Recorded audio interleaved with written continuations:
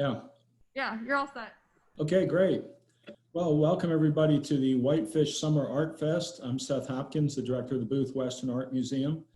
And unfortunately, I'm not in Whitefish, Montana. I sure wish I was, and enjoying that gorgeous weather out there and the beautiful art hanging in the gallery. But we're doing the best we can. And like a lot of things are in the world, they're becoming virtual or a split real and virtual thing. And so we have a great lineup for you this morning. 6 wonderful artists are going to be joining us and talking about their work. And it's going to be fun for the next hour and a half, so buckle in. And we're going to ride hard and fast, as Ome Untiedt would say. And we're going to have lots of fun and talk a lot about some great art. But a few thanks to get out of the way first. Sheridan, who's been the ramrod of this whole deal and doing a great job there as the intern at Nancy Cawdrey Gallery. And Evan, her significant other at the moment. And he's been a big help on the technical side. And also Steve and Nancy Cawdrey, of course, the hosts of the entire weekend deal. Morgan, I'm sure, who's running around there doing stuff behind the scenes as well, thanks to him. And Mountain AV, they did a great job setting up our AV situation we've got there so that we can come to you from points all over the globe to bring this to you. This is really a worldwide event. And also Joanne, the gallery manager, who's done a great job getting the show put up there and displaying the beautiful art there in the gallery at Nancy Cawdrey Gallery. And of course, Ron and Natalie last night did a great job kicking off this event. I hope everybody had a chance to tune into that. Ron did just a fabulous job talking about his career and moving to Montana. And I know the Welcome to the Valley party last night was great. I could have been there for that as well. And the staff there at Cypress Yard, that's part of the operation, and wonderful food and drinks and everything they do wonderful in Whitefish. They put on a great show for us last year, 2 years ago when we were up visiting that area of Montana. And definitely check them out for your catering needs, your event needs, whatever. They do a great job. So hats off to everybody in Whitefish for persevering and putting this event on. And thanks most of all to Steve and Nancy again for being the hosts and the great job that they do promoting art, not just Nancy's work, but art in general and all the artists that they represent there at the gallery. So I'm going to go kind of left to right here of the folks who are actually there in Whitefish. And what I'm going to do is just kind of go down the line and make sure everybody's familiar with your art first, because I think if you don't have in your mind what the art of that artist looks like, it's difficult to understand perhaps what they're telling you about. So Daniel, you get to be first on the hot seat. All right. I'm going to attempt to pull up your website here. And these are some works that you have there at the gallery. And talk just a little bit about your approach to your work, and then maybe pick 1 or 2 that we'd like to look at on the big screen here.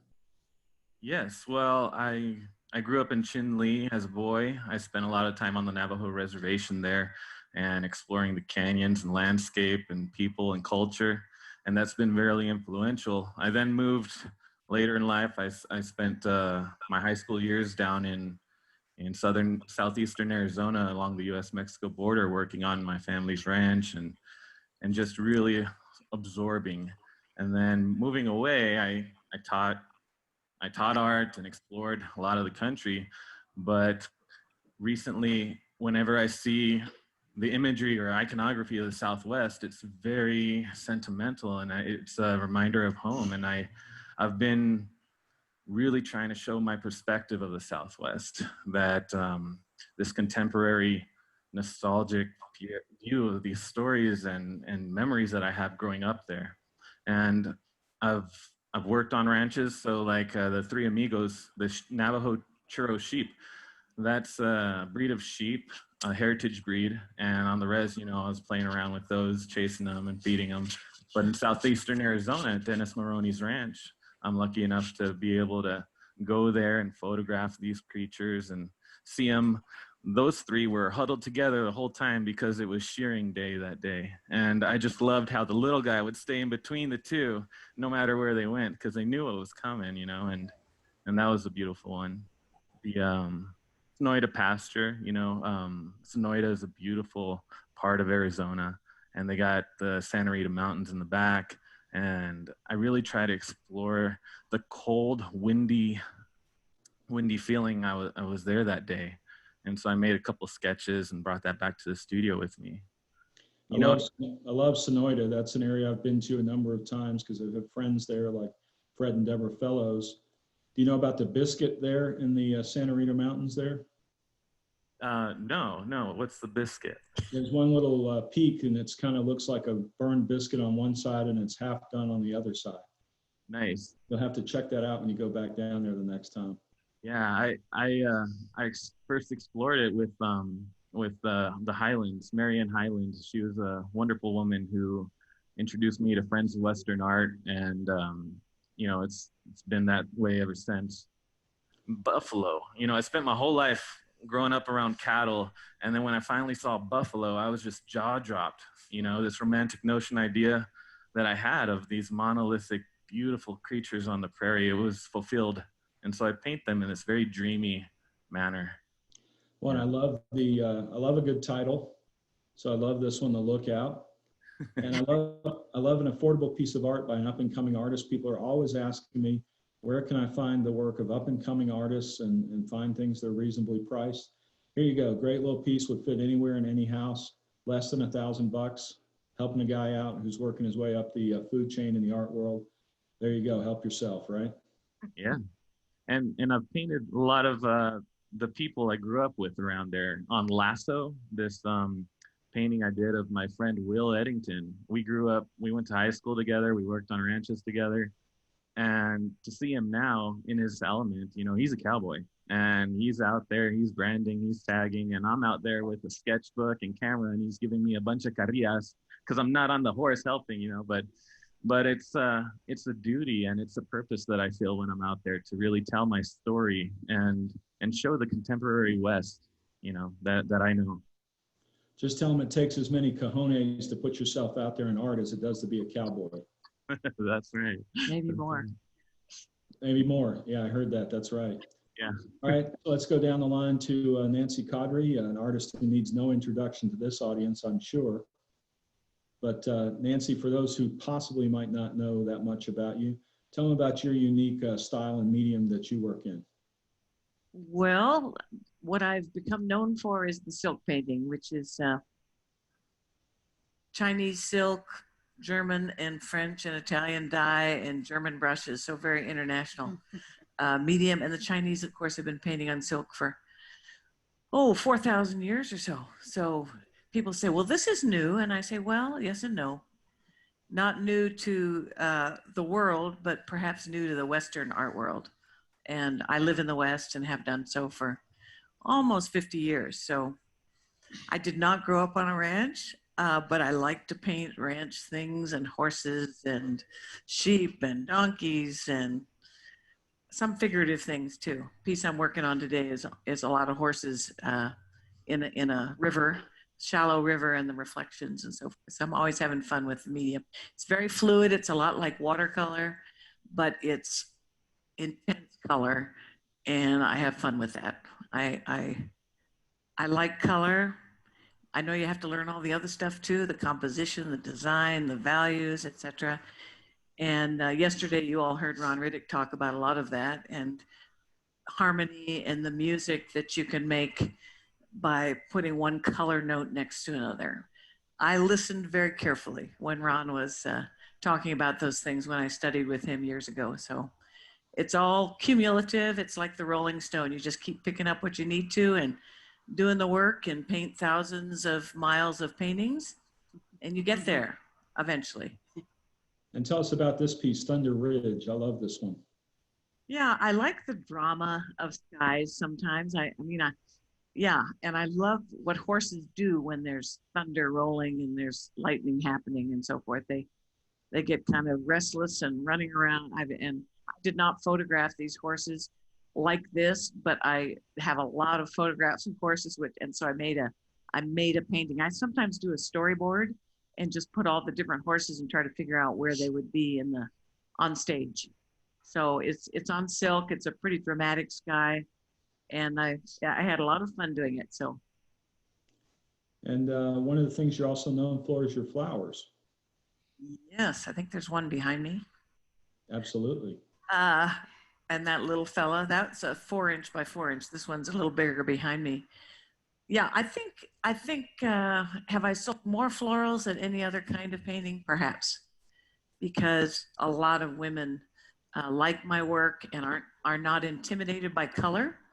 Some men say, "Why the hell did you put that lime green on the butt of that horse?" That's what they'll say to me, and I have to kind of talk them down off the cliff sometimes. Well, one of the famous collectors you've done that with is Mike Ingram, Yeah. there in Montana, and he, I think, called your art psycho art when he first saw it. Or psychedelic, and he was convinced I was taking drugs, but that is Okay. not the case. Even as a young woman, I didn't. Even as a teenager, I didn't. So it's just in me, the But, wild part, I guess. I think it grew on him, and at some point he said, "Sheila, go get us some more of that psycho art." I'm sure he said psychedelic. He didn't say psycho. I'll pull the tape. Okay, pull the tape. I We'll will double check it. check that out. But you're also well known. You're also well known, of course, for your wildlife, and you have this wonderful exhibit coming up that is going to tour the country and go to a bunch of museums, including here at the Booth Museum of all the animals in Glacier. Yes, Right. exciting. Took me about 5 years to do all these critters, one by one, all the big mammals, and then I did several composite of all the little guys. You can't forget the pikas and the marmots and all the little rodents that run all around and feed all the bigger ones. So I represented most all of them, I hope. Not every rodent, there are too many. Seth, if I could interject, if you could just go to foreverglacier.com, we can go ahead and promote Nancy's beautiful exhibit. Okay, I'll do that a little later on when I Sounds can good. get to it a little more seamlessly, maybe. Perfect. And let me go down the line, and we'll come back to that. And let's meet Nancy Tome. Hi. I'm very happy to be here. So, Nancy, tell us a little bit about your work and where you come from. I paint pretty much realistic acrylics.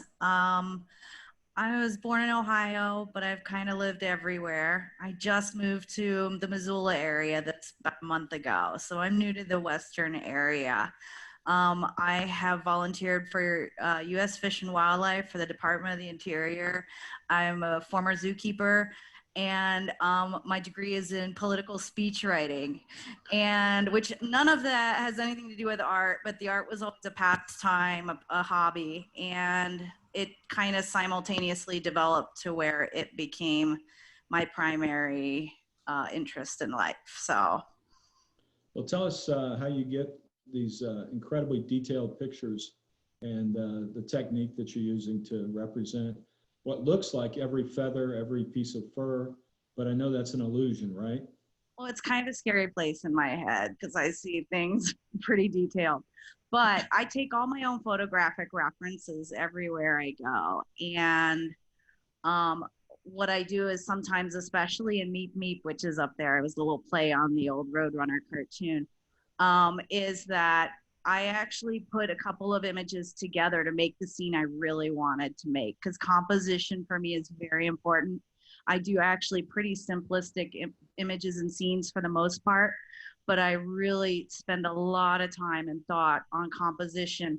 And like in that, for example, in that piece, even the grasses and stuff, I just made up as I went along. I found species that were native and then angled them and put them into the painting in a way that made sense. I love that piece, and again, I'm a sucker for a good title, so Meep Meep, I love that. Thank you.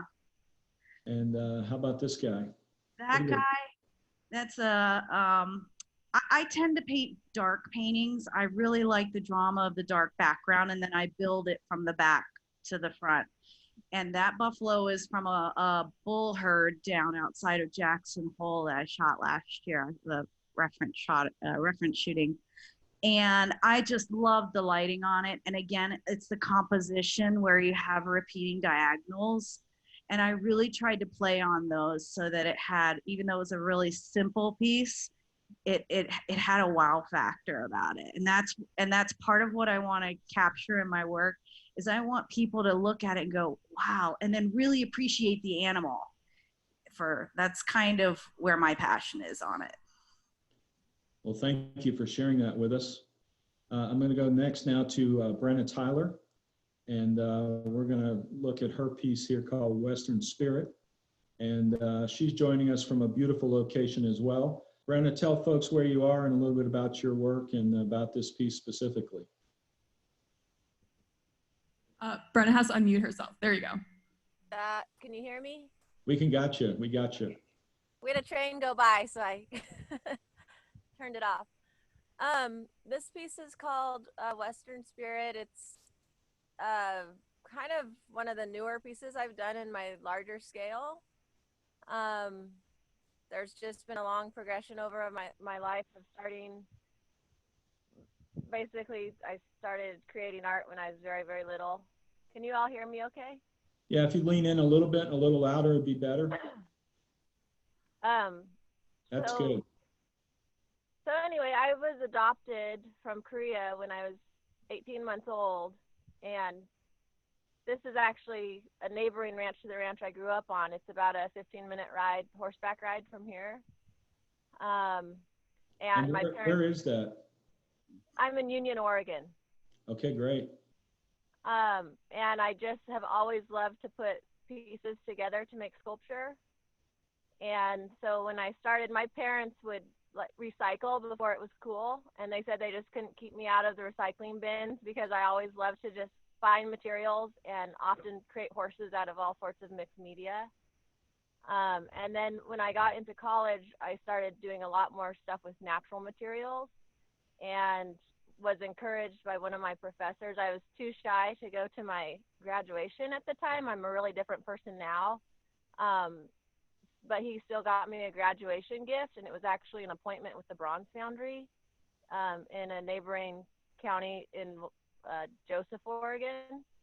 And so it was my graduation gift to go there, and with the support of one of my professors, I visited, and the foundry really liked my work, and that's when I started directly out of college creating bronzes.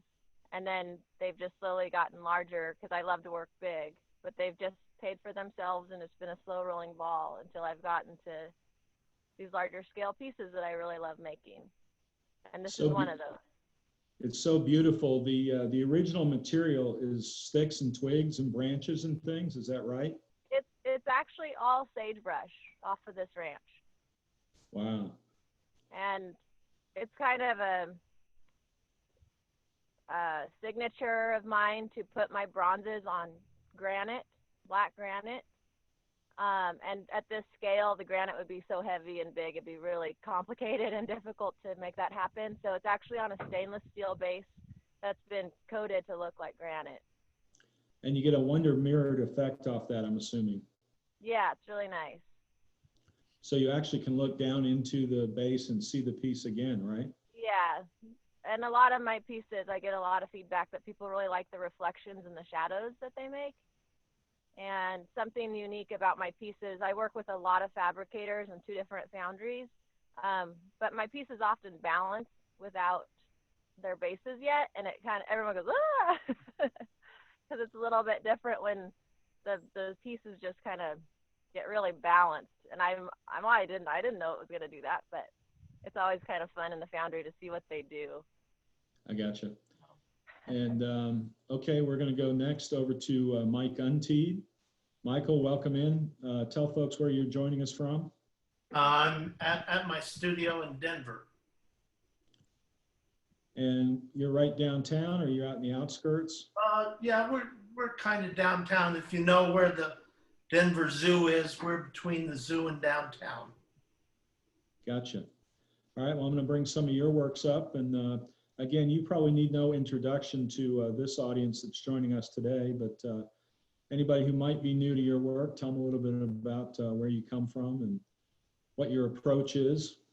Well, I was born and raised in southeastern Colorado. I on a farm and ranch, farmed and ran cows. And I think a lot of what I paint is sort of a reflection on my youth. I always been interested in history. I do a lot of painting that sort of dabbles with some kind of historical fact or story. I collect a lot of stories. Wherever I travel, all over the world, I spend a lot of time talking to people, listening to the folk tales of the area, visiting the little museums. I feel like all that stuff kind of helps me see where I'm at with a bigger eye because for me, the hardest thing to painting is coming up with an idea. So tell us about the idea behind this one, Lightness of Being, the gorgeous Teton Mountains there in the background. This was kind of a painting challenge. Jim Wilcox is the only artist I know who, to my senses, does a great job of painting the Tetons. I stand in front of the Tetons and I can't believe they're real looking at them. And it's just almost impossible for me to do a painting of the Tetons. So I saw these and I made some sketches out there. I thought, I'm going to paint the Tetons in that flat light of mid-afternoon just to prove to myself that I can do it. And then the idea kind of grew. The title is, what I was after was making a statement about how one can live with simplicity in their lives, basically. And this, of course, is showing Native Americans moving their camp, which I'm sure they did there through the Jackson Hole Valley up through Yellowstone, and well, that's where it came from. It was primarily, though, to show myself that I could paint those rascally mountains. So did you show it to Jim Wilcox? Pardon? Have you shown it to Jim Wilcox? No, I never have. Well, maybe I'll arrange for that. How about that? And then a lot of these are smaller paintings. This is how I generate ideas for paintings. I paint these small studies. I rarely use photographic references. So I'll generate an idea, and sometimes the idea is centered around anatomy, or it's centered around a gesture, or it's centered around a statement that I want to make. And so I do a large number of these little studies, and when something's working, then I try painting it bigger and bigger. And that's pretty darn loose. When I'm zoomed in all the way like that, it looks like just smudges, but when you pull back out, it's a wonderfully composed sketch, and really gives you a sense of the action with very little information. Yeah, I think one of my big influences is Ned Jacob. I don't know if you know Ned. Oh, sure. Or his work, but I've always been amazed at the clarity of Ned's work with such a sloppy way of painting. And I don't mean that as an insult. He just puts paint on the canvas any way he can. He arrives with imagery that is wonderfully animated, but it's the clarity of that imagery that he pulls out of those smudges and slashes that I really admire. And again, a piece for under $1,000. That nice little small piece you can put anywhere in a house. You could always find a spot for that by an artist as well known as Michael. I mean, what a deal! Yeah, those are my reproductions. I don't sell reproductions, but I will sell the smaller sketches after a while. I gotcha. Okay, we're going to go over to Doug Hall, who I think wins the award for being the farthest away from home out of this group of artists that we're talking to. Doug, how are you? I'm doing great. Thanks for the invite. Absolutely. Tell folks where you're coming to us from. I live in Southwest Missouri, in the southwest corner of the state, in the foothills of the Ozarks. I painted all my life. I was very fortunate to have parents that allowed me to have an easel in the front room, and while we all sat around watched TV, I would paint and watch TV. So I was very fortunate that way. The Eastern Woodland Indians is what has always fascinated me, so that's what I paint. And I was joking with some folks this week. I've been to your house and your studio there. And I Yes. said, I don't think they have internet there. Are you sure you got the right Doug Hall? Yeah, no, I don't. In fact, I've driven 70 miles to get to internet here. So I'm in an office, but they mocked up this background of my cabin in the background, but I'm actually in an office 70 miles away. Well, they've done a great job there for you. And I accused you this morning of being a high-tech redneck, but you had some other folks helping you out. So Oh yeah, right. you don't get to keep that name. Okay, great. But let's look a little closer at some of your work here that they have at the gallery. And I think if I was looking for a quintessential image to describe your work, this would be a close one. Yeah. You just have that wonderful mottled light. I'm not sure what other term you'd use for it, but just that diffuse light is the kind of the key signature of a Doug Hall painting to me. Yes, yes. You know, living in the forest like I do live in the woods. So I've grown up in the woods and seeing, you know, a fractured light come through the leaves and hit on things. So that's just what I've grown up seeing. So that is the main thing that I do paint, is this broken light coming through the forest. And I love to paint that. And I really like the composition of this particular little painting. It's a 9x12. But I'm thinking about turning this little one into a large piece, maybe a 36x48. I think it'd be a great large painting. I changed a little bit in it, but I love that backlight and that light filtering through the trees. That is what I like, and that's what I like to paint. I agree. That's pretty magical. It would be great on a bigger size. And but I think you need a title more like The Sniper and the Spotter. Oh, yeah, right. Yeah, well, my mind does go there. Yeah, I think we used the breaking the silence on this one. That's a great title too. But that's really what that is, right? That's a sniper with his spotter right there on his elbow. Yeah, exactly right. That's the original spotter and sniper. That's right. Let's take a look at a little bigger one maybe over here. And again, kind of some broken light, but this time in the clouds, not in the trees. Yes. But you get a similar effect, and the light on that horse is just magical. Thank you. Yeah, I painted this. You know, it kind of gives the viewer, this is an 18x24, it kind of gives the viewer an idea of, well, did he get this rifle and colonial jacket? How did he get this jacket? Did he trade for it, or did he get it in other ways? You know, and it has a lot of wear and tear on it, but I love the composition of that also. And it does have that broken light, you know, because we do have meadows here where they're wide open meadows where you do get these sunsets here in Southwest Missouri that are just like this.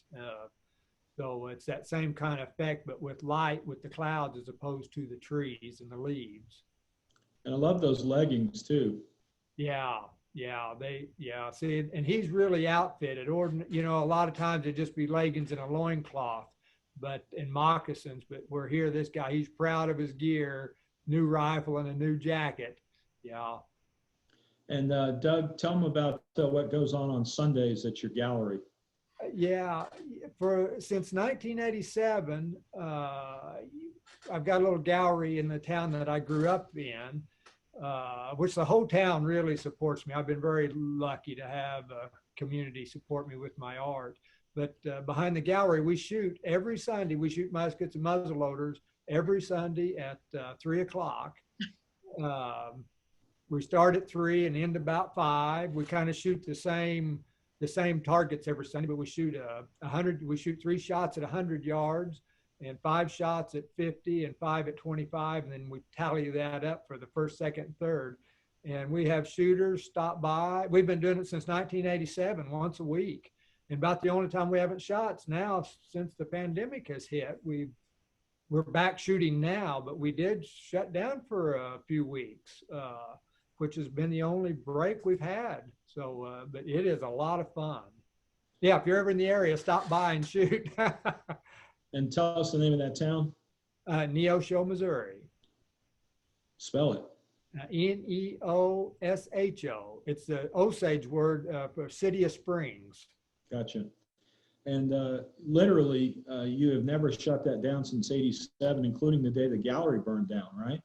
Right. Well, the gallery was hit by a tornado, and it was just, we're in Tornado Alley here, and it blew the gallery away just down to the floor and just rubble. It's amazing what the day before you can have good stuff, and the next day literally be rubble. It's incredible what a tornado can do. But anyway, we were cleaning up, and at Sunday, the next Sunday that rolled around, all my buddies and all these guys showed up, and my cousin was on a bulldozer. We finally were just pushing stuff up in a pile. Everybody showed up at 3 to shoot. We stopped cleaning up. We cobbled up some targets and shot that Sunday, right after the tornado. Pretty amazing. And you told everybody to get a shovel and help out. Yeah, right. And a lot of them did. I have, yes, friends and family all helped. In fact, to build back, I've got to give all my friends and family credit. They've all joined in, and we logged the logs and built another cabin back, and friends showed up every day after work to build this cabin back because it's kind of our local hangout. And I have my art there, and we shoot and talk art, talk horses and history, and have a wood stove in the center of the gallery. We sit around and visit, and all my friends showed up and helped every day after work, and would work till dark and rebuilt the cabin back. So kudos to all my friends. Absolutely. You touched a little bit on how the pandemic has helped or has impacted you.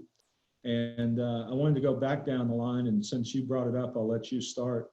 How has it impacted your art? I know I've heard from my artist friends who say, it's been great for me actually, because, I'm used to being by myself anyway, and nobody's bothering me, and I'm getting a lot done. I've heard from other folks that they've been a little depressed with the news and things going on, and they haven't felt real motivated. And then, who are they going to sell their art to if the economic conditions continue the way they are? So how has it impacted you and your work?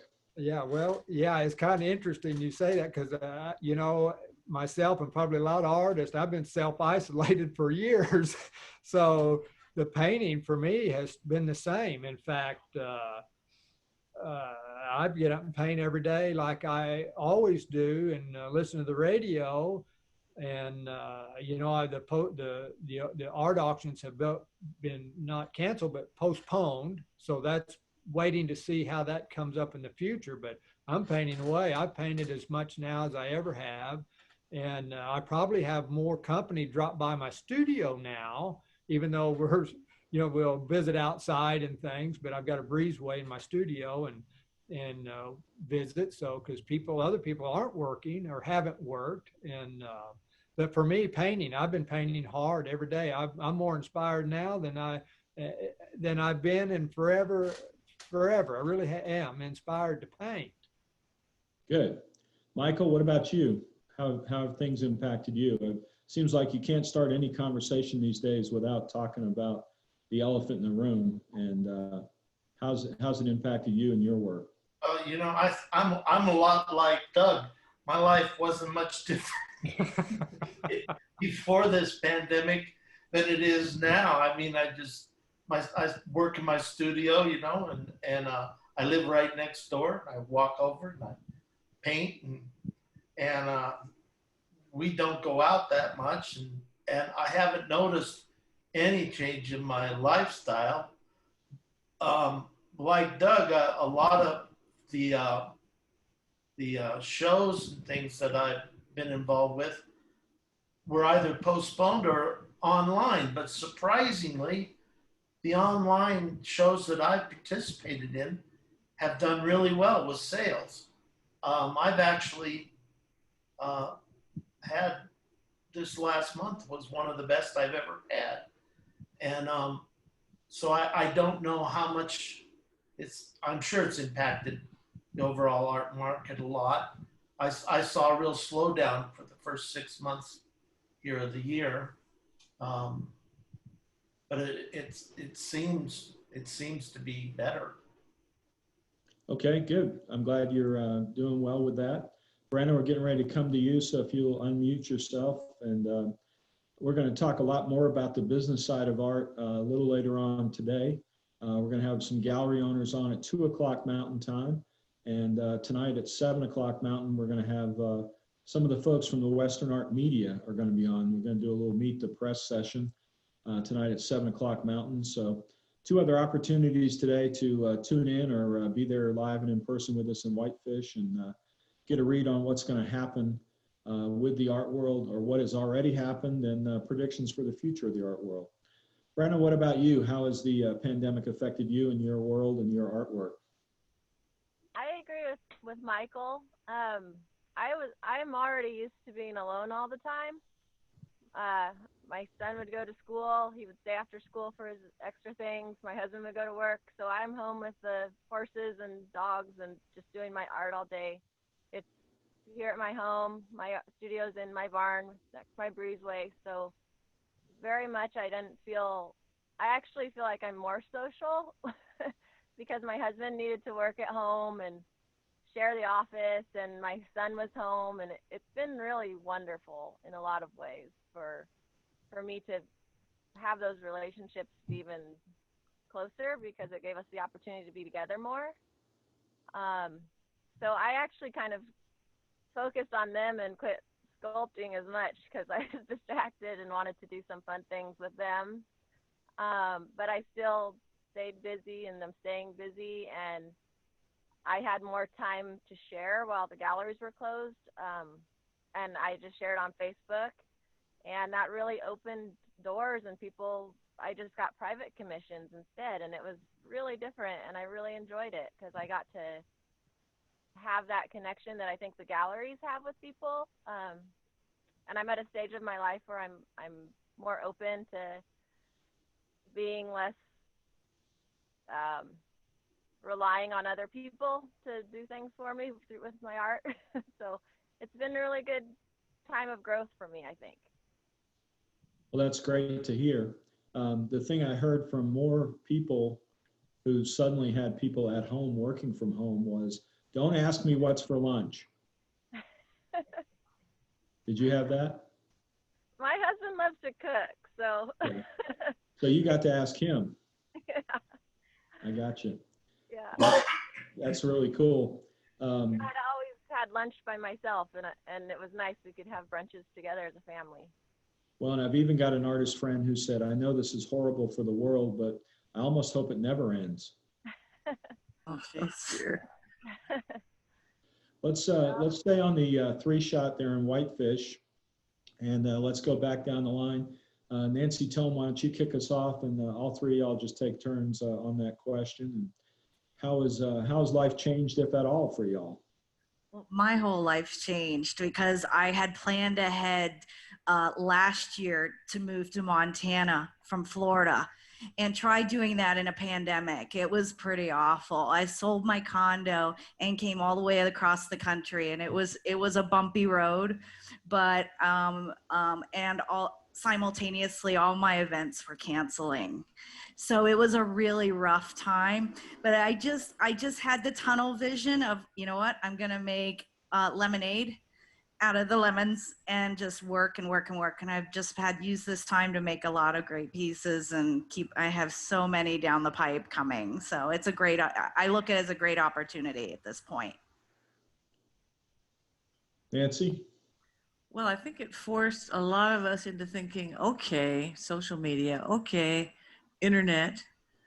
Those of us who are older and haven't done a lot of that, and a lot of the collectors I have are older folks. I've been posting things on Facebook and so forth, and I have to say commissions have come in. People start maybe with a small one. Some of these people have never seen my work in person, which really I find kind of amazing. I kind of like to see somebody, I like to meet the artist, and I like to see their work together in the same place.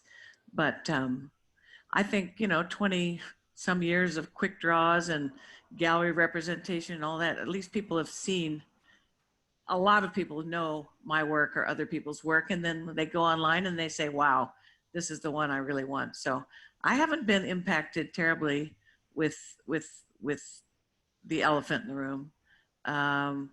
What I do know is I'm more of an extrovert than I ever thought I was, because I was hungry for book club and pickleball and tennis. I just wanted to, the isolation was I didn't like as much as I had.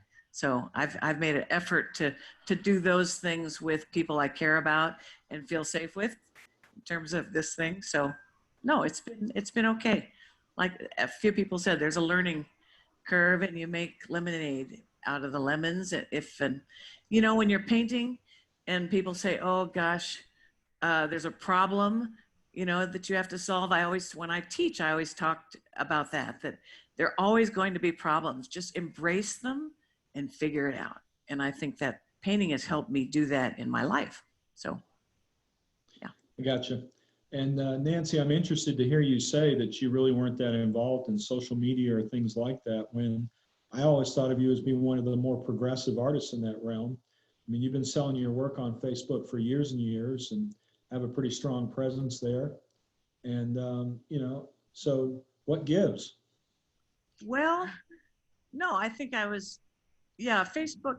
I mean, I wanted to be in touch with other artists and my relatives and nieces and nephews and babies and all that stuff. So I started posting artwork. I wouldn't say it's years and years. I'd say maybe 2 years, maybe 5 years. Okay, You think? that's a year and a Someone year. else has been doing it for me. I'll take the S off it. So you've been doing it for a year and a year. Okay. Anyway, no, I'm not intimidated by Facebook. I think it's kind of fun. Some people go off of it because of political things. I just ignore anything that's not in my realm of interest and move on and keep posting things. I think people really like to keep up with what you're doing. People who buy your work, in process, time-lapse pieces, they get into it and they say, will you send me that photo of that piece when you're done? So it is good to get it out there and show people what you're doing. I think it is good. And I know I got lucky enough to get a piece off one of your Facebook auctions, and a piece that I'm really proud to have in my collection here. So Thank you. it's a good way to get some of those smaller pieces distributed and keep people engaged like you're talking about. It is. And we certainly have done a lot of that at the museum, and we had not done a lot of that previously. And Zoom is our new best friend, and we've been doing lots of stuff with our audience. I see quite a few folks that are online with us here today on the Zoom call, are folks that I recognize names from our membership ranks, and appreciate them being so supportive of what we've tried to do and becoming both a real and a virtual museum, which is really what a lot of the galleries are doing, and folks that are selling their own work online as well. Daniel, you get the final word on this question. It's interesting. COVID has been such a huge catalyst of change for the art community that I've seen. And it started, you know, early in March when I was having to cancel my classes that I was teaching. I was doing weekend workshops and private lessons. And I'm thinking, oh man, wow, I should do something. And, you know, Juliet Aristides, she's a brilliant artist. She wrote something in her blog that basically said, you know, if artists just waited for serene, you know, peaceful times to make art, art would never be made. So I really took that to heart, and I entered my studio with a sense of purpose and responsibility, because I had this time to really pour into my artwork. And I've made some of the best artwork I can remember, and I'm really proud of what I've done. And at the same time, the art community in LA, which is where I'm at, you know, all of a sudden, you know, there's no more figure drawing classes. I would go to those, you know, a couple times a week, and you see people getting creative and figuring out a new normal. And all of a sudden you see figure models, they're having sessions on Zoom, and it's no longer just a local community, but people globally can tune in and draw. And you know, you lose something, but you gain something else.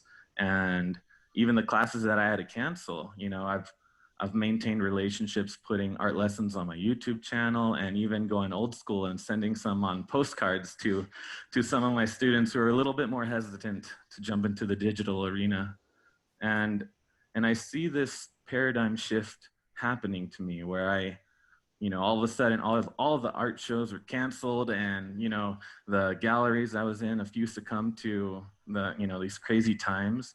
And so I looked at myself as my own gallery, and I really am learning a lot about, you can learn anything online. So I'm listening to podcasts on business, on marketing, and I'm redesigning my website, and it's been great. In fact, I even had a virtual live show that I put on, and it was nerve-wracking to be in front of the camera and to I'm in front of the camera talking about my artwork and having a live show.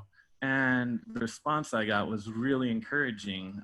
People tuned in from all places. Even my dad, he got a Facebook page for the day just to watch, and there's people that have never been able to go to any of my art shows. So it was a really special thing to see. COVID has taken away a lot, but it's also opened a new space where we don't know what the new normal is going to be. And I think people are getting creative, and they're being optimistic, and they're reaching out, at least I am and a few others, to the online community. I think it's pushed everybody like 10 years into the future where we're all on Zoom now, and and it's kind of a normal thing all of a sudden. And it's really inspiring to see positive action, good communication, the art community coming together during this crazy time. With that eloquent an answer, I can't believe you felt uncomfortable in front of the camera. I've been practicing. Yeah, thanks. Keep doing it. Keep doing it. And I assume, perhaps incorrectly, but maybe you're the youngest person on the panel, and that perhaps you're a little more open to doing some of those things than like the folks that are your dad's age, and a lot of our collectors in our audience at the museum who never did Facebook, never did YouTube, and necessity being the mother of invention, that to stay involved in the art world, they've had to get up to speed on some of these things, and we've had to coax them through it. I can imagine getting your dad set up was that kind of experience. Yeah, a rancher, who's a man of mystery out in the llano, just working his land. And all of a sudden he joined Facebook and was quite appalled to find out that everybody wanted to be his friend, and he didn't know him. And so he just, I'm off. Yeah, it was funny. Well, I remember when I found out my dad was playing Super Mario Brothers. It was probably same kind of experience. But you mentioned during this time that great art can come from troubled times, and often does. And in some ways, all times are troubled times, is really what you were saying, for somebody somewhere. Mm-hmm. How do you see it showing up in your art specifically? Well, there's so much ugliness and bad things that can really affect an artist that happens in the world, and you can feel, at least sometimes I feel bombarded by it, and I'm sensitive to these things. And thankfully I have art as an outlet, and I exercise. I'm a runner, and it's my active meditation. But at first, honestly, I was feeling a sense of irresponsibility, because I was thinking, oh, I could just close the door to my studio and I have all this time now to paint and make my own art. And then I thought, I should be doing something more. I should be more active. I should be helping the community. And that quote I felt like it was talking to me. And once I read it, I was reassured that no, my job as an artist, I have a purpose to create beautiful things and put those in the world. And it's my own perspective and these stories that I want to tell about the Southwest. And, it's a language that needs to be taught sometimes. There's a painting I did called At the Gate, and it's a skull on a fence post that sits outside of my parents' house. And to a lot of people, that's a symbol of death. It's a skull. But in the Southwest, we look at it and it's nostalgic. It's a reminder of home. And I tried to paint it that way. And so it's a chance for me to be introspective, really explore the emotions that I want to emanate off the canvas to the viewer. And I feel that's my responsibility, is to combat these things in the world that aren't so great with beauty that I find with poetry. I mean, just like a songwriter, you know, when they have, you know, some bad thing happen in their life, they combat it with a song, heartbreak, war, whatever. You know, they're inspired to create something, and it's beautiful, and people can connect with it.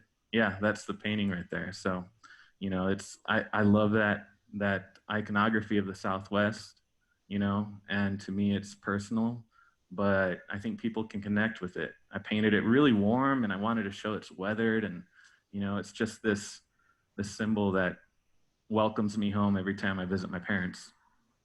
And what do you think the symbology of it only having one horn is, both in real life and in the way it's interpreted in the painting? That's a great question. I love that it was asymmetrical without the horn. I think it's a little bit more authentic. It's weathered, you know. It's evidence of time. You know, we're all humans on a journey, and the journey is not always flowers in the garden, you know. There's mud, and there's you fall down and scrape your knees and stuff, but I think that's part of the deeper poetry that just, you know, I saw that skull, and I like that it didn't have a horn. I have a special place in my heart for some things that have been patinaed with time. Absolutely. Nancy, what about in your work? Is there anything specific showing up related to this time? Or, you know, I think your work being so joyful that, you know, maybe this is the time to really embrace that joyful work as opposed to our times. But have you noticed anything different Well, in the work itself? about halfway through the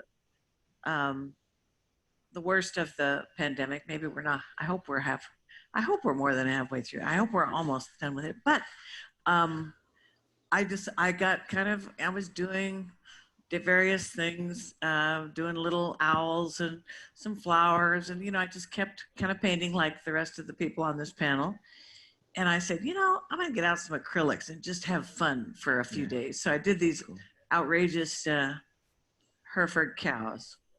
And there's been good response to it. I just want to do big cows. It's called Ample Portions.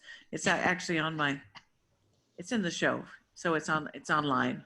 It's shared and posted. But I just wanted to do big and bold and a different medium entirely.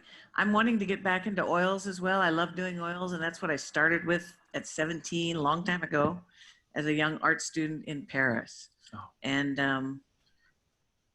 I've been wanting to use palette knives and build paintings rather than do a lot of transparent, because silk painting is very transparent. So I want to get meatier with the medium, with the different. I'm showing that on screen right now, and boy, that's powerful. Mm-hmm. That acrylic paint. Yeah, and I just worked on this for a few days, just kept at it. I taped it and put it, did time lapse. So, of course, people see that, they say, boy, you paint fast. because it's moving very fast over everything, but it wasn't that fast. It was, but I, you know, big uniform color sky, and yeah, I had fun doing that. And I'll do some more. I'll do some more of that kind of thing. And that's a big honking painting too. It is. And it's a fair bit easier, I'm guessing, doing something that size in acrylic than when you're working on that silk and it's wet and it's that big. It is. You can get, with silk, you're putting many, many layers of transparent paint, dye on top of each other, trying to get those dark values. And with this guy, I could just put in the dark values. And I did this piece in silk, actually similar, a few years ago, and took it to the Russell Museum show. But it was so much easier doing it in acrylic. Oh my gosh. Yeah, time-wise. Yeah. Well, I'm interested to hear you say that you are going to go back and do some oil painting. We'll be really anxious to see what that's going to look like. Is that going to be anytime right here in the near future? Very near future. Like Monday, right, Ron? We're going up into the park, Daniel and Ron and myself, and I hope my son, Morgan, if he has time to get his stuff together. And we're going to do some plein air painting, which is awesome, which is how I met Ron, really, in Colorado, 25 years ago, probably. So you're going to go plein air oil painting and then hopefully come back and from some of those studies do some big ones? Yes, that would be awesome. That would be awesome. Yeah. Actually, I love plein air paintings as they are too, as quick sketches of color and light. I mean, those are my favorite kinds of paintings to buy from other artists because it's just so immediate and they're so responsive and wonderful and you have about 20 minutes. You better capture that light, take lots of pictures. So if you do need to make any changes back to the studio, which hopefully are minimal, they're just so fresh and wonderful. And I know it's an acquired taste amongst collectors. There's some people who absolutely love it. And some people say, well, that's just a sketch. You know, they want this beautifully rendered, carefully painted painting. And how long did that take you to paint? You know, they want to know how many hours did that take you to paint? And plein air sketches maybe are 20, 30 minutes, maybe a little longer. Then you better start another one. Well, and my artist friends always say that's the question they least like to get. But I always coach them up to say the answer is it took me 30 years to be able to do it in a week. That's right. Absolutely. That's a good answer. I'm going to go out of order just 1 second since you mentioned that to the sketches. And Michael, we were looking at some of your sketches earlier. And the immediacy, the quickness, the spontaneity of those, I think, is what people respond to. Is that what you hear when people are talking about your sketches? I think what I hear the most is they're amazed at how you can imply detail. Right. Without rendering it. Well, I think you talked about Ned Jacob earlier, and I think what people marvel at with his work and yours as well in the same vein is the illusion of detail, right? Isn't that what it really comes down to? That's exactly right, yeah. And how do you achieve that? Boy, 50 years. You know, years ago, I've forgotten his name now, painted up in Washington. Great artist now. Anyhow, we had a conversation about that, and I don't think it's what you put in it. I think it's what you leave. You know, you just start putting paint up there, and I think a masterful painter recognizes when some kind of perfect accident happens, and they leave it alone. I think that that's what I relate to when I'm painting. I think it's accidental, and I've just developed an eye to leave that perfect accident alone. Gotcha. You know, I've done a little curatorial work on Andy Warhol, and his quote was, "Embrace the happy accident." Yeah, yeah. And is that also editing? I'm sorry? Is that also the process of editing? They say the great artists know how to edit their own work as well. I assume so, because I have a chair in my studio on wheels. It's a rocking chair. I call it my rock and roller. And I roll it around where I can view the painting I want to. And I might sit there for an hour just looking at the painting, deciding what the next thing is I'm going to do, or did that work? And I think that's the editing thing. I also know, you know George Carlson. Oh, absolutely. And he's got this amazing revolving table that sits on the platform. And when he's finished a sculpture, he sets it on there, and he has a lazy boy by that. And he sets in his lazy boy, and this platform is backlit, and his sculpture slowly revolves. And he might spend days editing that sculpture. You know, as it slowly revolves, he looks at it from all these different perspectives. I think that's what you're talking about. Yeah. Absolutely. Well, knowing what to leave out is as important as knowing what to put in. That's exactly right. Yeah. And when you're sitting in that chair looking at that painting, you're going, "Man, Untiedt, you're really great. You did great this time." I hardly ever say that. It's always, "My God, what did you do that for?" Let's go back to Whitefish and let Nancy Tome have her turn on this.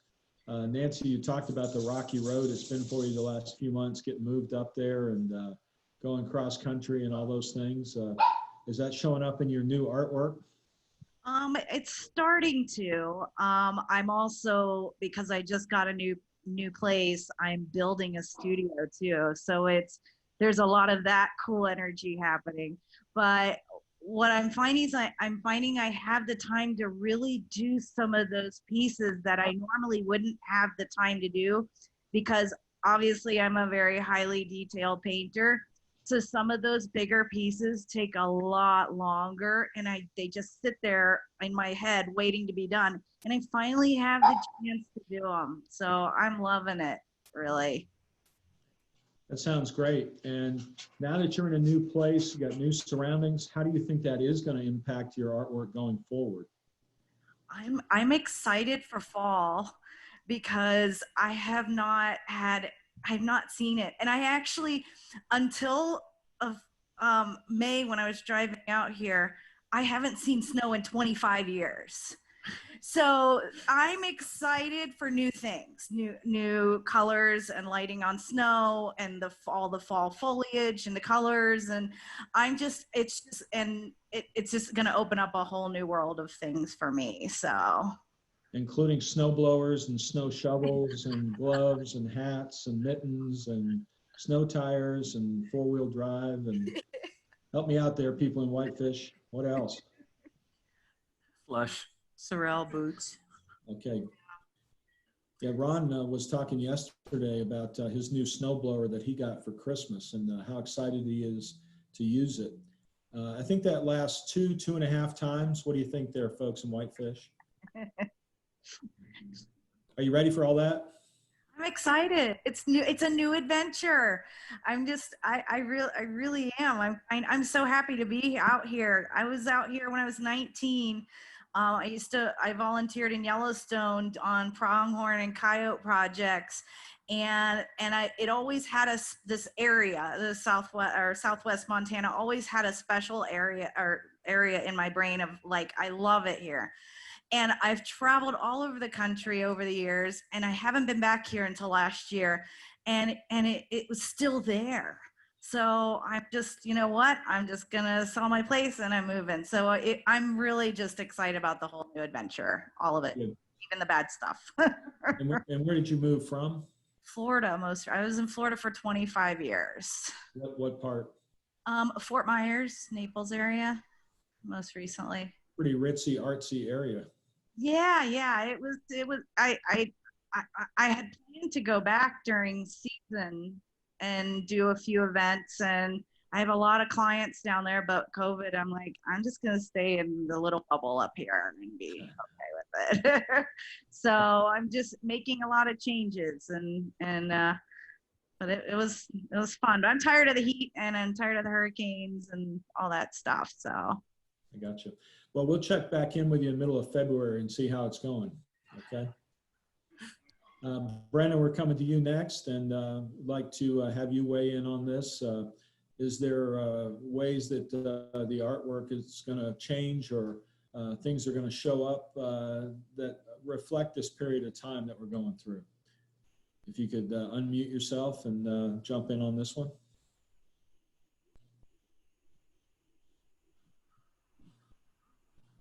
Go ahead. You guys hear me? Yeah, we can hear you. Okay. I'm sorry. Can you repeat the question? I was focused on trying to unmute myself. That's okay. We're just all talking about how is the art itself being impacted, if at all, by this time period, or are you trying to reflect anything to encourage people or do something different during this time period that we have such uncertainty? Yeah, I definitely think that I'm going to go away with this as a positive learning experience. I can feel terribly sad and hurt when I focus on what's going on with people who are really having hard times right now. It makes me realize how fortunate a lot of us are.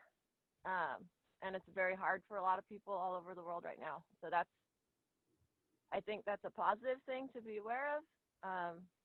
Amen to that.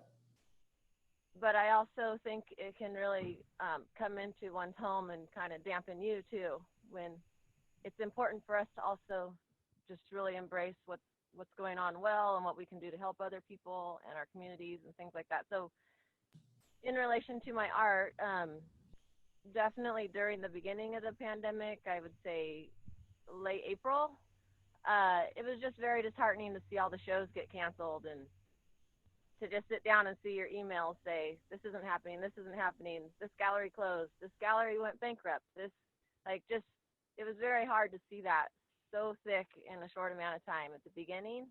And I think that's kind of what drove me to get almost mad and be like, I'm not going to just sit here and get depressed. I'm going to do what I can do. And that's where I started to share, which I'm a very introverted type person. But it was what kind of lit a fire under me to share artwork with social media and do what I could do. And not just share the artwork, but actually make those connections with people. Not just get so hermit that I was just, it would kind of sabotage myself, really, because it's one thing to be alone and be making art and be happy, but it's another thing to be alone and just feeling sad about the world. I got you. But I also have an amazing husband who could recognize that and said, you know, to be happy and to make beauty is just what you should be doing right now. But I almost felt bad about it. And I had to come to peace with that and say, okay, this is what I can do, and just keep going. And things like this have opened up. I never imagined I would have gotten an invitation like this to be here today. And it's an honor, and I feel connected to people, and I think that my art has been a huge part of that because it's all connected. So I'm really grateful for that. Right. So your art brings joy to people. It helps them be distracted, or it helps them deal with life, that they have beauty that they've brought to surround them. That's really what you're going for, right? I would love that. If that's what's happening, that would be an intention I would embrace greatly.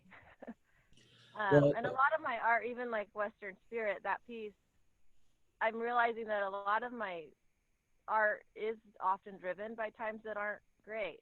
Western Spirit is a piece about getting knocked down and having the courage to get back up again. That horse it was a huge outlet for me when I created it, and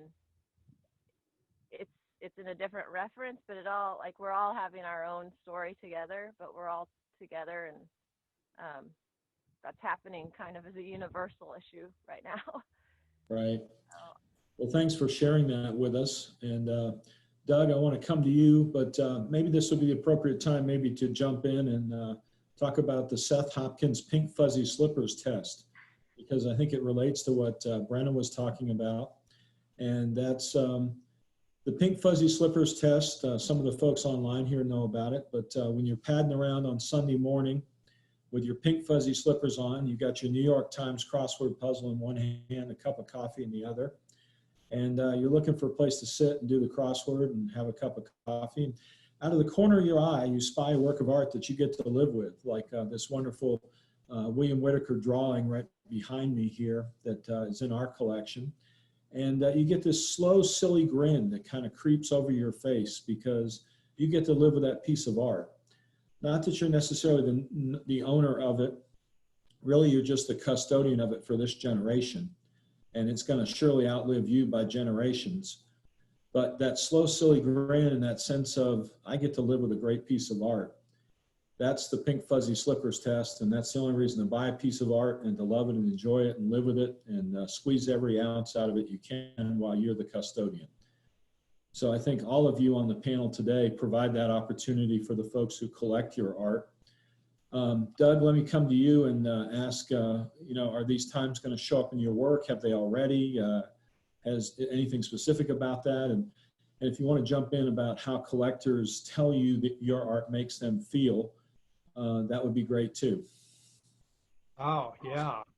The most touching thing I guess I've had happen, and it's happened more than once, a number of times, where people bought a piece or see a piece and they cry talking about it, which is amazing that it brings that kind of emotion to other people. So, it makes me work at what I do really hard. I strive to do better art all the time. Each piece I try to learn something and do better because I know it touches people, which is amazing when it makes someone cry. I know I bought a piece of art. I bought some velvet art when I was 17. You know, I was just but I saw this piece of art on velvet that I paid $75 for it. And it just, I thought it was the greatest piece of art I'd ever seen at 17. And whatever that is that touches you, you know, it happened to me then. And I saved money to go buy this piece of art on velvet. Doug, was it dogs playing poker or Elvis sweating? No, but my grandmother had those on the wall. What was the subject of that piece? Oh, the velvet, it was done with a palette knife. I don't know who painted it. I don't remember because I don't have the piece now. I wish I did. In fact, it could be at some of my relatives' house in a garage somewhere or in a closet. I don't know. But it was done with a palette knife, and it was a big white mountain and a lake and pine trees. But the light in it was, because it was done on black velvet, the light was spectacular. And now I realize because it was done on that black, it made the mountain just pop out. Sounds like it might have been a Bob Ross composition, perhaps. Yes, it was on that style, yes. I got you. Yeah. Well, great art is in the eye of the beholder, and if it affects you emotionally, that makes it great art, right? Exactly, absolutely. So we're almost run out of time here, as amazing as that is. But Doug, I want to go back down the line, and we've kind of wandered off into the area of talking about collectors. And I couldn't do what I do, and all of you couldn't do what you do without collectors. Maybe talk just for a minute about the special connection you have with collectors, and you know, how fortunate we all are to get to interact with them. I mentioned last night in the talk we had with Ron Riddick that you know, I think art's about the only business where the customers buy dinner. So talk about your collector base.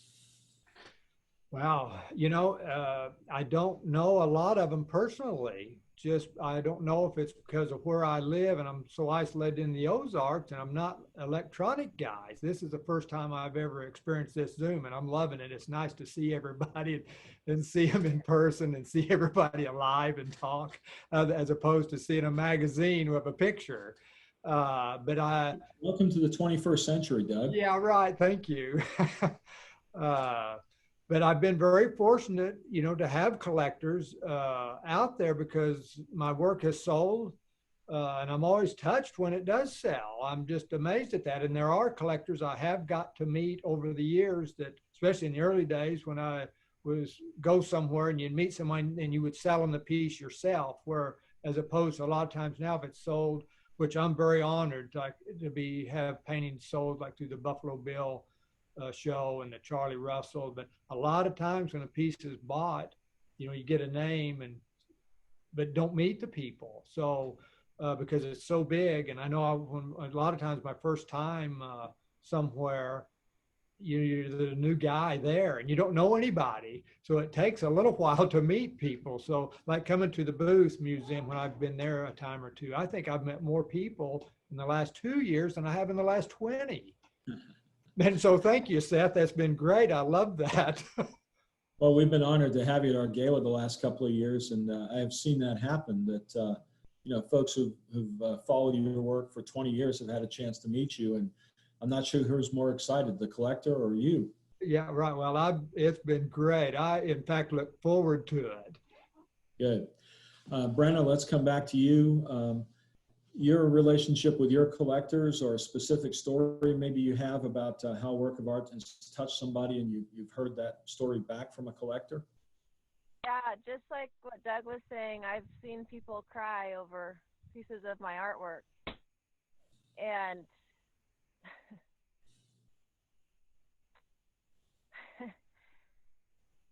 it's nice to be able to create things that bring joy to the world. It's a huge inspiration. It really inspires me. And I'm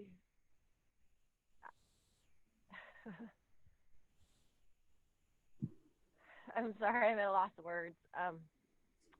That's just a point of my art that just means a lot to me. And when I was younger, a lot of times it was a gallery or someone representing me taking the work, and that just was so safe, and I liked that, and I didn't want my name connected to my artwork. I wanted someone to genuinely love the work for the work. I heard back sometimes that people thought I was a boy because I would sign Tyler, and I that was like a really big part that I thought was a good thing about my artwork, and that's really changed as I've gotten older. I wouldn't even sign a lot of my artwork because I just wanted it to be so authentic that that person had that connection with that piece that had nothing to do with me. But as I've gotten older, I'm realizing that it does have something to do with me too. And so I'm much more open to having these connections and meeting my clients, and it's been life-changing for me. And seeing the responses has been incredibly inspiring to my value of getting to do this in this life. I can understand what you're saying about the first part, but in the second part where you do get to meet those collectors and have that direct feedback, it really is a powerful thing. And do they pick up on different things in the work than you do, or things that you didn't even know you intended? Have you had people say, this is what I get out of it, and you say, I never thought of that, but I can understand where it comes from? Yes. Yeah. And that's been really interesting too, because I want people to see each piece how they see it, and we can't not, everyone sees it from our perspective. And so it's been really wonderful to also get to know like why the pieces go. And often they're a gift, they're like a birthday gift or an anniversary gift, and some of those stories behind where the piece goes and why and what's going on with the relationship of the people purchasing the artwork is just, it's very fun to be part of that as well. And sometimes it's a secret that I have to keep for a long time because it's a surprise, and all that part of it is just connected me more with people. And it's been really nice and really fun. Could you possibly share one example with us? We have a piece in our house right now that we're keeping hidden and quiet till Christmas. And it's for a man has a wife who's building an art studio, and she's very excited, and it's going to be a surprise for her at Christmas when her art studio should be finished. Is one of the things, because she's wanted a piece for years and years, and he finally contacted me. So, gotcha. And we'll make sure he's not watching. Yeah, that's why I said it like that. But yeah, it's just really fun to be part of those things.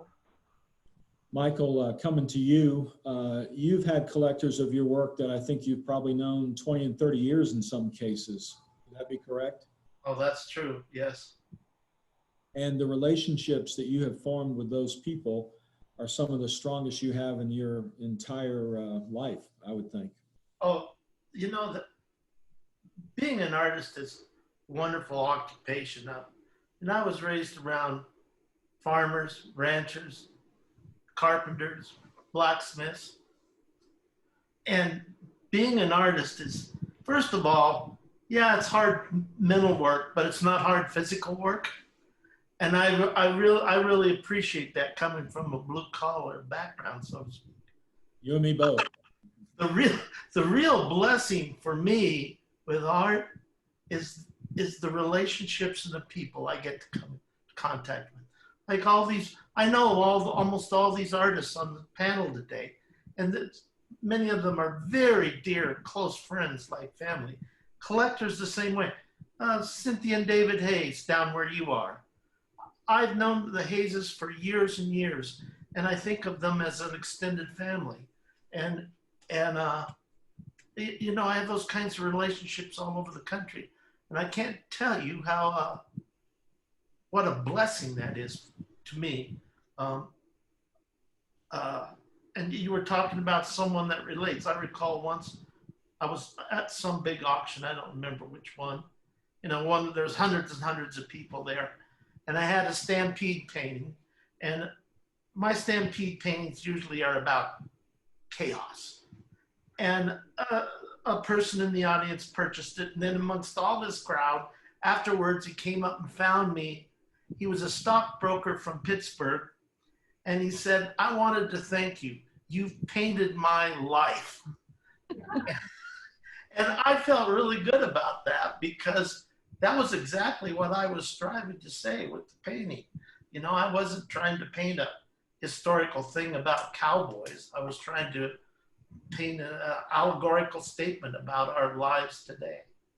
And when those kinds of things happen, it's very meaningful to me.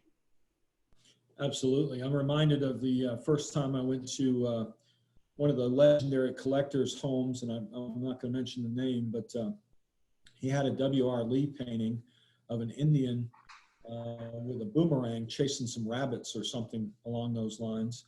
And he said he bought that painting because he felt like he was the rabbit and the bank was the Indian with the boomerang chasing him. And that was his story for that painting. And it was very impactful to him.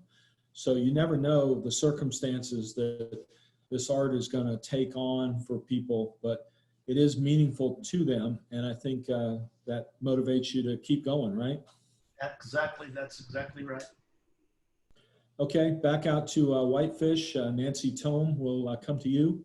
And for the three panelists there in Whitefish, just quickly, if you could maybe give us one good collector story. Well, I just want to say I love my collectors, and they follow me on Facebook, and they feel like an extended family. And the one thing I want to say is I'm always so appreciative that somebody wants to spend their hard-earned money on something I made. I mean, it's the best feeling in the world. And I'm always so grateful. And then to see their faces when they take possession of it and they're so excited they're buying it, and that it makes them so happy. It's so rewarding. That's my feeling on it. I gotcha. Nancy? Quick story, 20 some years ago in Big Fork, Montana, where we lived for a long time, I had some pieces in a restaurant. So it was before I was in galleries. And one big piece was about Glacier Park, and it was on silk, colorful, expansive, et cetera, et cetera. And I got the call from the restaurant, and this young commodities broker from Chicago and his wife, who was very pregnant with their first child, asked me to come in. He bought the painting, and I asked him, I said, why, what is it about this painting that you loved or you cared about enough to buy? And he said, you know, it is my life. New job, building a house, baby coming, it's expansive. That's what your painting is. And that's what I responded to. And I always find it interesting. I like to ask people that if I can. And that is what I miss about all the shows being canceled. I really like to connect with people and ask them what it is, what's their feeling about this piece. You know, sometimes it's just, you know, it's big, it's bold, it fills the space, and that's who I want to be in my life. So it can be as simple as that. Gotcha. Daniel, you get the final word.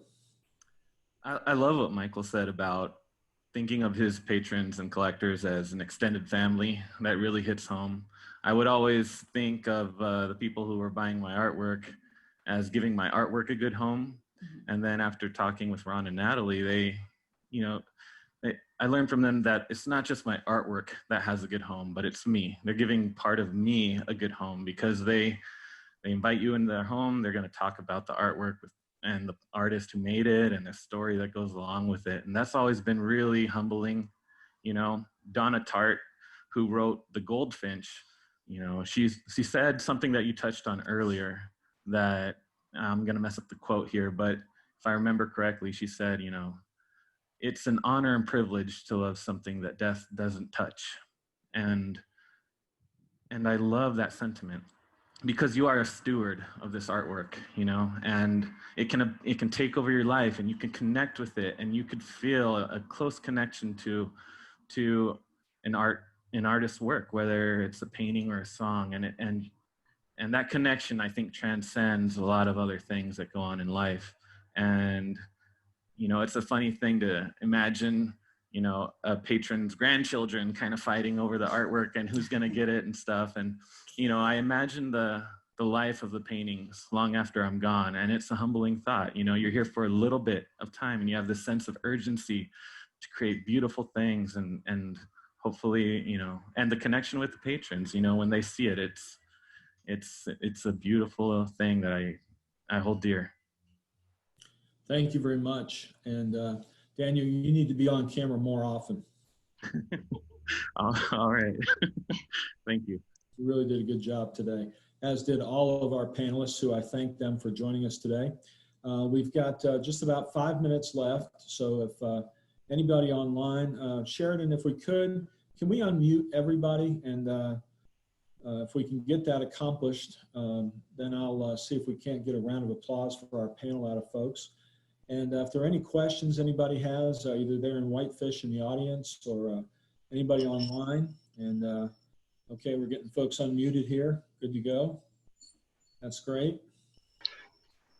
Anybody got a question out there in internet land or there in Whitefish? You want to say? Go ahead. Hello? Yes, sir. I'd like to say hello to my cousin Doug Hall. This is All right, this great. is Martin Muma. Hey, Martin, how are you? Good, how are you? I'm doing Love well. the show. Great job. How are Thank you. things with you? Doing great. Wow, it's great to hear from you. Thank you. Hi, Doug. This is Teresa. Hi, Teresa. That's Good great. show. Doug's got his own fan club here. Yeah, Yes, wow. he does. Well, thank you. Thanks for the shout out. Sure, yeah. Nice Yes, to we see have a- you. We have a question out here. in the Okay, audience. Sheridan, that's great. Do you mind if I pan to you? Yeah. Gonna go around. Gonna go around. Yes, sir. I was wondering about the impact of all these museum shows being canceled and doing the sales online without the live audience that we're normally used to having a lot of activity in the audience and maybe a few drinks before they bid and the competition between people that can see each other bidding. How's this changed the world? And Michael, maybe I think you might be in a lot of shows, even more than any of the other panelists, perhaps. Maybe you're in the best position to answer. I haven't been in an auction yet online, but I've been in what I call the Dropbox shows, where people pay retail, but they put their name in a box. And they've been surprisingly successful. I know I participated in the Night of the Artist down at the Briscoe Museum, San Antonio. And I just got a letter from them. It was an excellent show. I was very happy with the sales, but they sold over $1 million worth of work completely online. So, and it'll be interesting. The Idle Jar coming up is going to be totally online. I don't know yet what the Buffalo Bill's going to do or the Prix de West, but it seems to me that people are supporting these events. Well, and perhaps I'm in a bit of a better position to answer this since I do communicate with some of the museum folks. So if you'll indulge me, perhaps I might be able to answer a little more globally. So the Prix de West is actually hung. The show is hanging at the museum in Oklahoma City. There will be no events in person at the museum. And that will happen the weekend of like September 12th, 13th, whatever that weekend is. That's the same weekend the Idle George will be doing their show virtually only, as you mentioned. The artwork is not actually at the museum. It will be totally online. And I believe the Russell Museum is doing the same thing that weekend. There also, the next weekend is the Buffalo Bill and the Jackson Hole Art Auction and the Wildlife Museum show. So you have 5 shows and a major auction all happening that weekend. And Michael, I think you are correct. The shows that have happened since the beginning of this in March through now have done okay.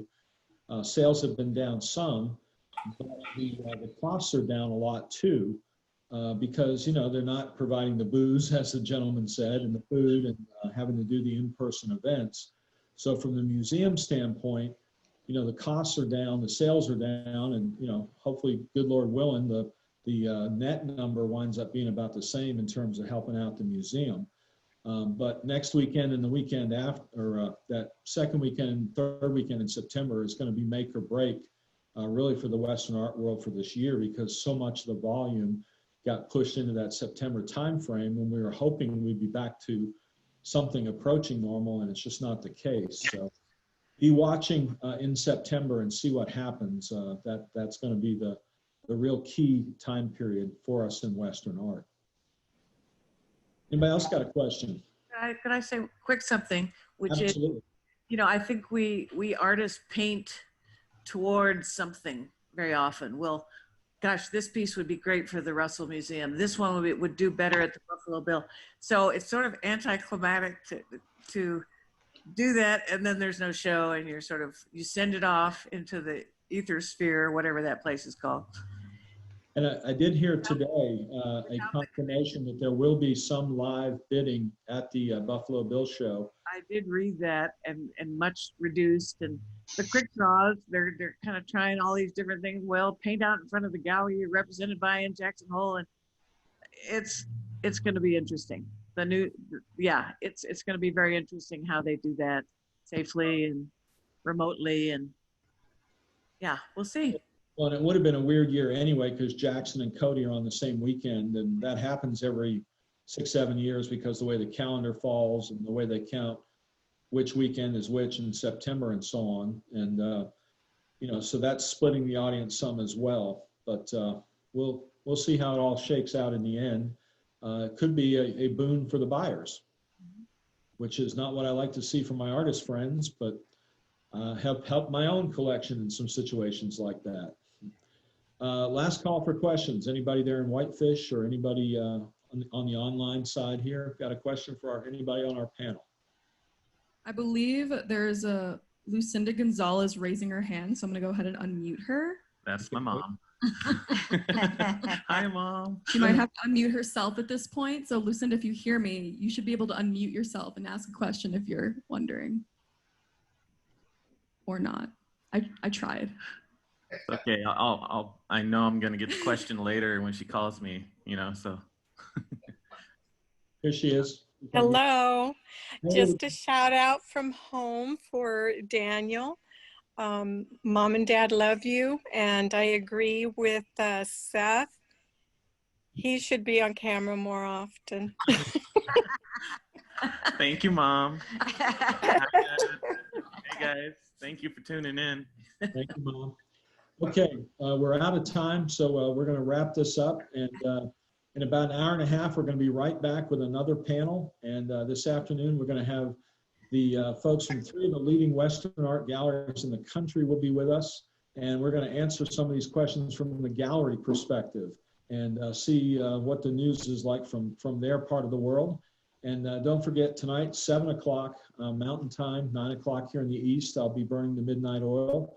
And we'll be doing a Meet the Press panel with folks representing 3 of the art magazines. So 2 o'clock Mountain, 4 o'clock Eastern will be the panel with the gallery owners. 7 o'clock Mountain, 9 o'clock Eastern will be the panel with the Meet the Press. So until then, I'm Seth Hopkins from the Booth Western Art Museum on behalf of my friends in beautiful and friendly Whitefish, Montana. We'll see you in a little while. Thank you for joining in.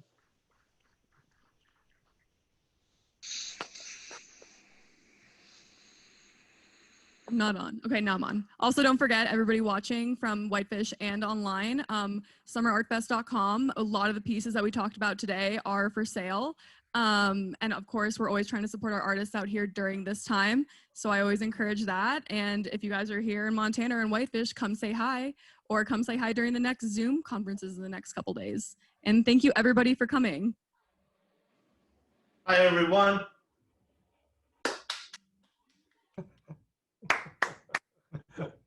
We'll see you later. So any artists still on Zoom, you can just go ahead and log off if you'd like. We're all set. Thank you.